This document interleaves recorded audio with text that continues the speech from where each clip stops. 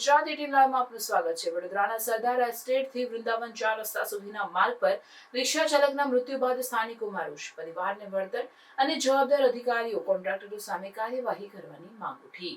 વડોદરા શહેરમાં તાજેતરમાં સરદાર એસ્ટેટથી વૃંદાવન 4 રસ્તા ઉપર જવાના માર્ગે એક રિક્ષા ચાલકનું મૃત્યુ થયું છે।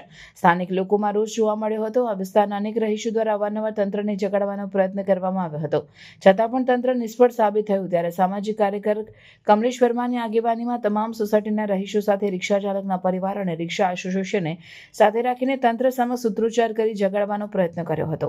સાથે આ ગરીબ રિક્ષા ચાલકના પરિવારને ન્યાય મળે અને વળતર મળે તેવી માંગ કરવામાં આવી હતી।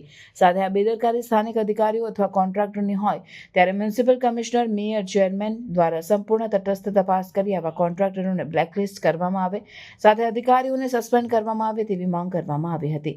અને સ્થાનિકોની રજૂઆતને ધ્યાને લઈને યુદ્ધના ધોરણે રોડ રસ્તા પર ખાડા પડેલા હોય તેનું પેચ વર્ક કરવામાં આવે તેવી માંગ કરવામાં આવી હતી।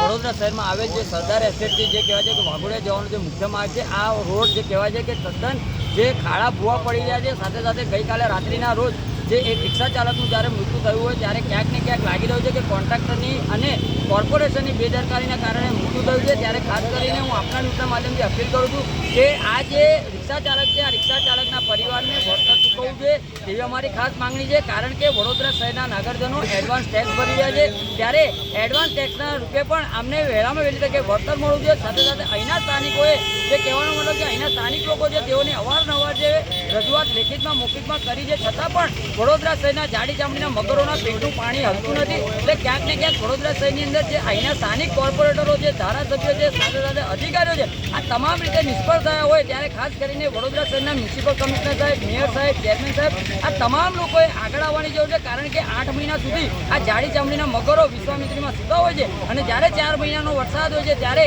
જે ખાડા પૂરવા માટે નીકળી જતા હોય છે, ત્યારે હું આજે આપના ન્યૂઝના માધ્યમથી અપીલ કરું છું કે આ તમામ રોડ રસ્તાના ખાડા ભૂવા જે પણ હોય તેને તાત્કાલિક ધોરણે, યુદ્ધના ધોરણે પુરાણ કરવામાં આવે અને આ પરિવારજનને ન્યાય આપવામાં આવે તેવી અમારી ખાસ માંગણી છે।